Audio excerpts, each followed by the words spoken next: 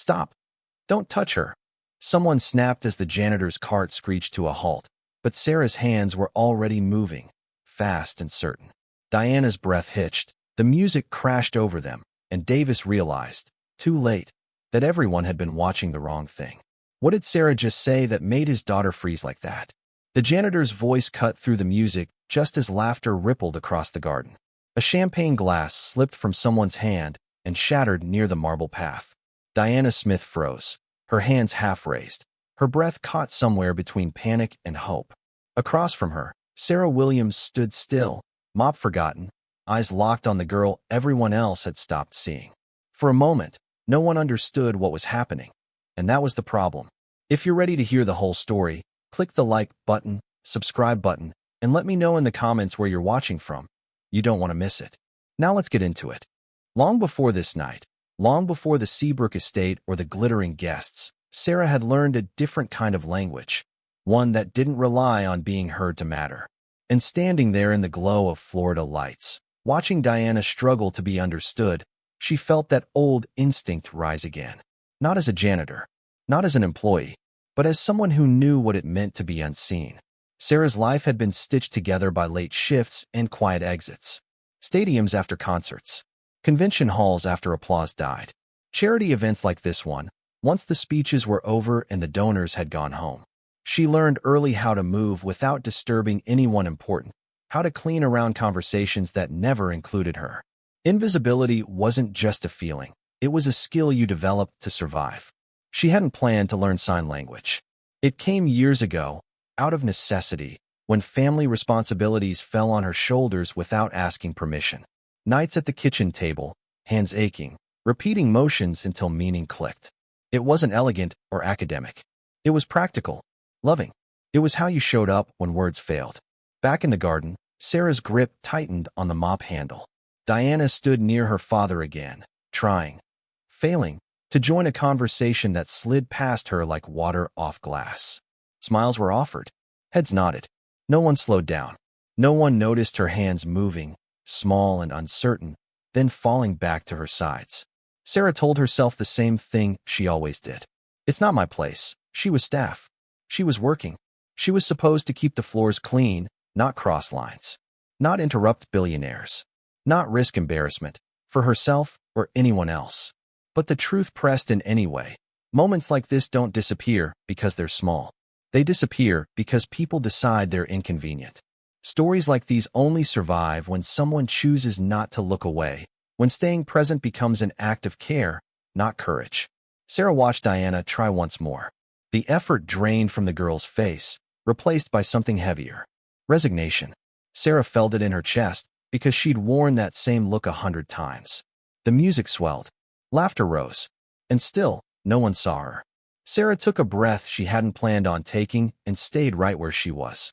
Watching, listening with her eyes, knowing that the hardest part wasn't stepping forward. It was deciding not to disappear. To Diana, the gala sounded like weather, movement without meaning. She felt it more than she heard it. The vibration of laughter through the marble under her shoes, the bass of live jazz humming somewhere behind her ribs.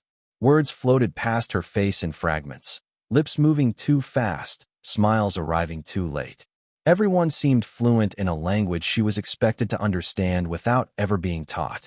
She stood close to her father because that's where people expected her to be.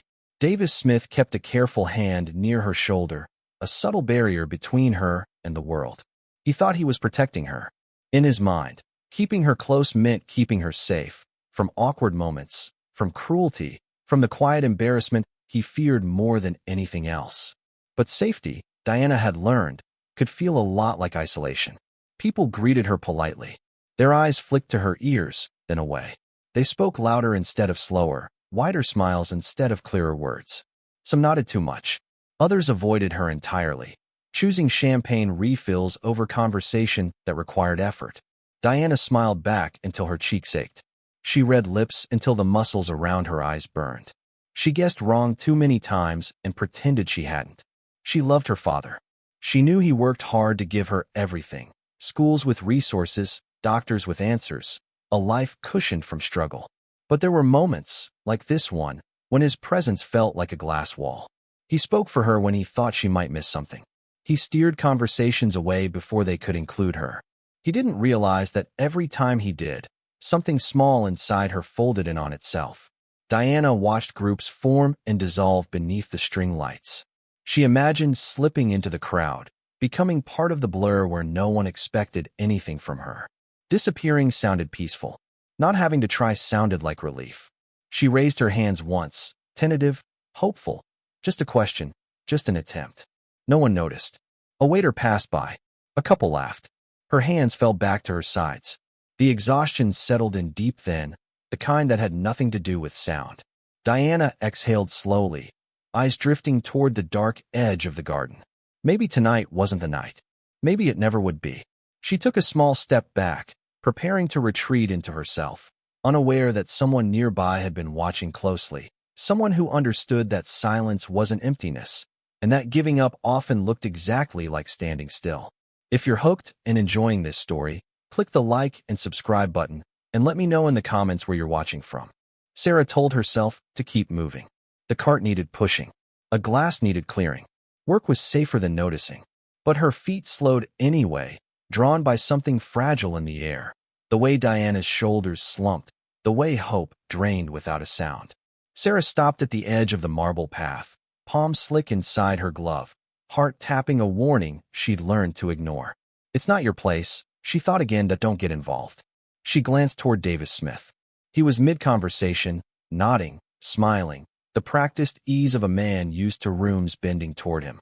He didn't see his daughter step back. He didn't see the small surrender in her posture. Sarah did. The music swelled, a trumpet lifting somewhere near the stage. Laughter rolled through the garden like surf. Sarah inhaled, salt air, citrus, polish, and took one careful step closer. Not into the center. Not enough to be noticed. Just close enough to be kind. She set the mop handle against her cart and raised her hands, slow and open, careful not to startle. Her first sign was simple, gentle, a word learned a lifetime ago because it mattered. Hello. Diana froze. Her eyes flicked to Sarah's hands, then up to Sarah's face, then back again, as if checking for a trick. She didn't move. She didn't breathe. The world seemed to narrow to the space between them, the garden dimming at the edges. The trumpet softened. The laughter thinned. For Diana, it was as if someone had finally turned the lights toward her. Sarah held the sign, steady but uncertain, afraid to rush. She softened her expression, a quiet question in her eyes. Is this okay? The moment stretched. A breeze lifted the hem of Diana's dress. Somewhere behind them, glasses clinked. Diana's hands lifted halfway, then stopped. Doubt flickered across her face. Was this real? Had she misread it? Her pulse hammered, and for a split second she considered stepping away, retreating back into the familiar safety of being unseen. Sarah didn't push. She waited. A guest brushed past without noticing. Another laugh burst and faded. Davis shifted his stance, still turned away. The world kept moving, unaware that something delicate was unfolding at its edge. Diana swallowed and raised her hands again, slower this time, answering in the same careful language. Her sign wasn't perfect. It didn't need to be. Sarah's lips curved into the smallest smile, and she began to respond, one word becoming two, when a voice somewhere nearby rose, sharp with surprise. Hey, what's going on? Sarah's hands paused mid-motion. Diana's breath caught. The exchange hung unfinished between them, trembling, as the garden began to lean closer, still not understanding what it was about to witness. Sarah didn't look toward the voice. She didn't look at the crowd. She looked only at Diana and lifted her hands again, this time without apology. The signs came clearer now, steadier, as if a door long closed had finally been unlocked. I see you, her hands said. Take your time. Diana's breath left her in a rush. Her eyes widened, then softened, then filled. Shock flickered first, bright and disbelieving, followed by relief, so sudden it felt like gravity letting go. Her hands answered, quick at first, then smoother, confidence building with every motion. Words took shape in the air, not spoken but felt, and for the first time that night, they landed where they were meant to. Time thinned. The garden seemed to slow to a hush. Laughter dulled. Music stretched into a low, distant hum. Hands became language, curved fingers, open palms, small pauses heavy with meaning. Diana laughed silently, a soundless joy that lifted her shoulders and loosened something tight in her chest. Sarah laughed back, just a breath, careful not to break the spell. Across the path, Davis turned. He saw the hands first, his daughter's hands, alive in a way he hadn't seen in years. He saw her face, lit from within, the cautious hope replaced by something unmistakable. Recognition hit him like cold water. He took a step forward, then stopped. Too late to interrupt. Too stunned to speak. He watched as the moment unfolded without him, realizing that protection had kept him close, but not connected. Guests nearby began to notice, though none understood what they were seeing. A few slowed. Most didn't. The moment didn't ask for an audience. It didn't need permission. There are times when witnessing is not passive. Times when seeing something true places a quiet weight on the heart. Moments like this don't demand applause. They ask for presence.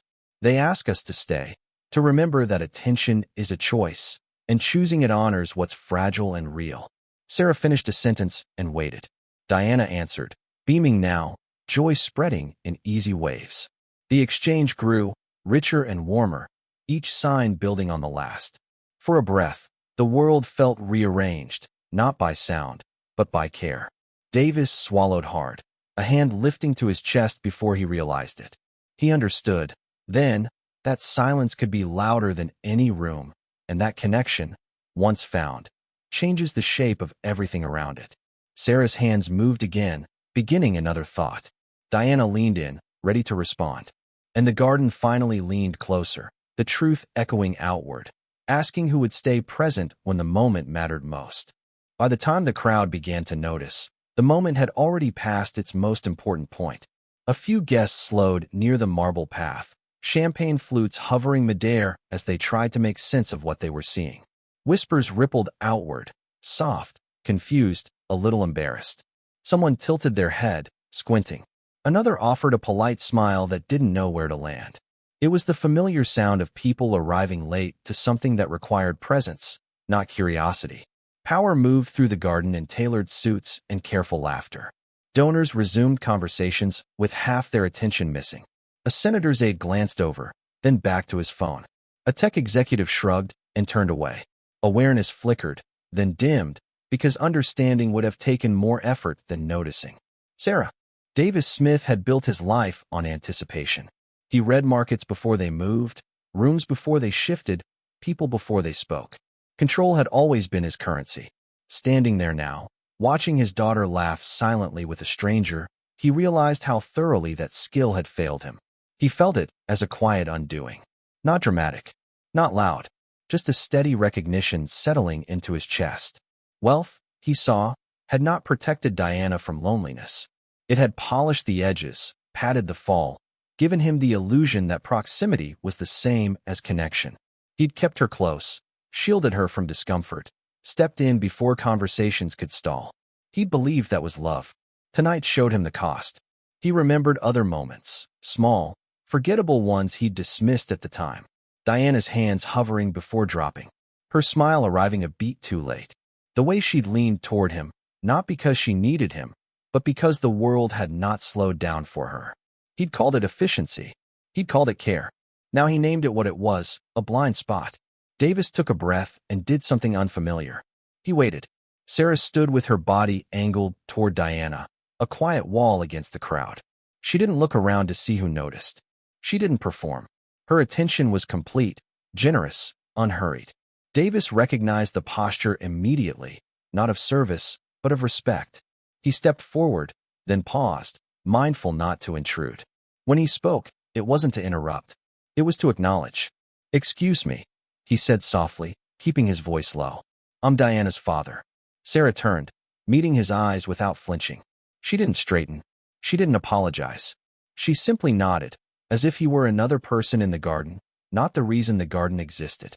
"Thank you," Davis said, and felt how small the word was. He searched for something larger, something adequate. None came. "I didn't realize how much I missed." The admission surprised him. It surprised the room he'd built inside himself, where certainty usually lived. Sarah listened, the same way she'd listened to Diana, without hurry, without judgment. "I should have seen it," he added, voice rougher now. I should have done better. Sarah's expression softened, not with pity, but with understanding.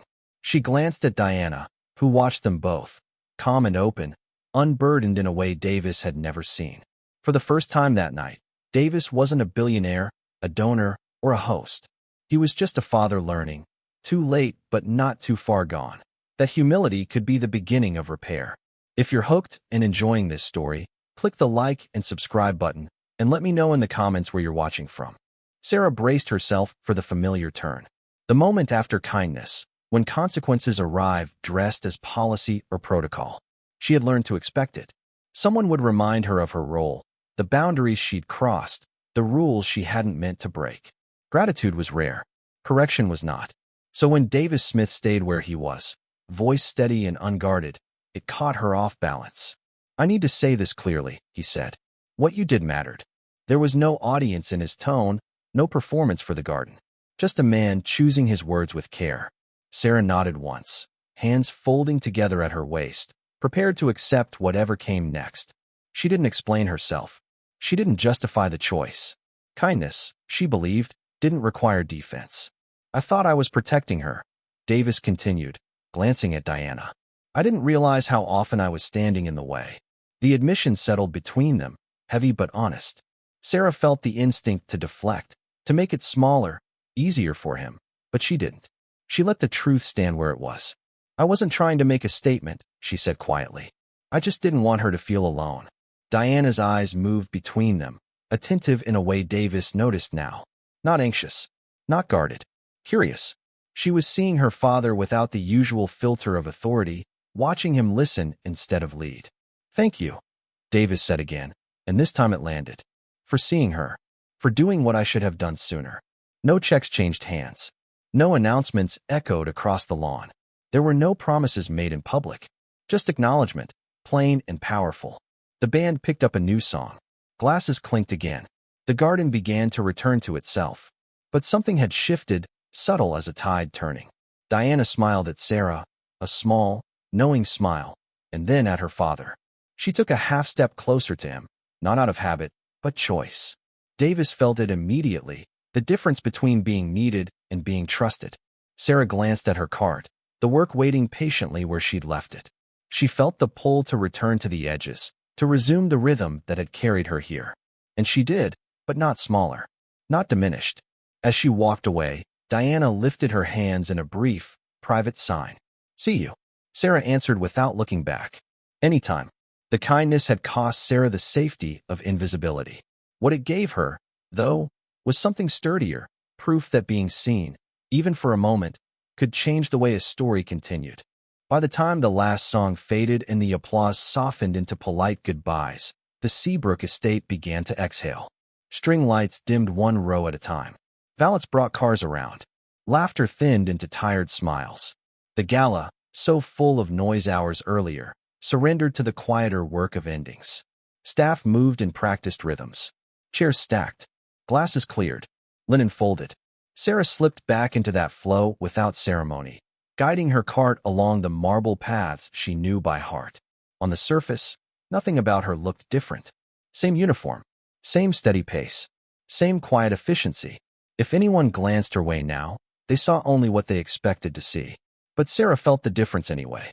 It settled into her shoulders like a warmth she didn't need to explain. Across the lawn, Diana waited with her father as their car pulled up. She looked back once, scanning the garden, not for the crowd, not for the lights, but for a familiar figure near the edge. When she found Sarah, she didn't wave. She didn't call out. She simply lifted her hands and signed a single, gentle sentence meant only for them. Thank you for staying. Sarah answered in kind, brief, and certain. Always. Diana turned toward the car with lighter steps than she'd arrived with. The night had given her something she would carry forward, not attention, not pity, but proof. Proof that connection was possible. Proof that being seen wasn't a miracle reserved for special rooms. As the door closed, she leaned into her father, not for protection this time, but companionship. Davis watched the estate recede through the window, the lights shrinking behind them. He knew the feeling wouldn't leave him quickly. He didn't want it to. Some lessons were meant to travel with you, to press gently at the ribs until they changed how you moved through the world. Back on the lawn, Sarah finished her last pass. The garden stood quiet now, ordinary again. She paused for a moment before pushing her cart toward the service corridor, letting the stillness land. Kindness, she knew, rarely announced itself.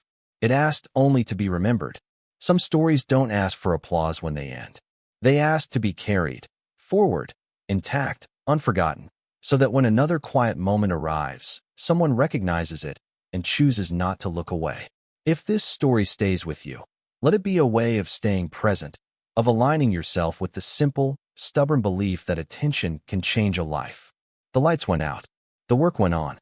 And somewhere between those two truths, a promise lingered, soft, steady, and worth keeping. If this story moved you, don't forget to like, subscribe, and share it with your friends. Your support brings us closer to our 1K subscriber milestone and inspires us to keep creating more emotional stories of resilience, healing, and Black excellence. Thank you for being part of our journey. Your presence matters more than you know.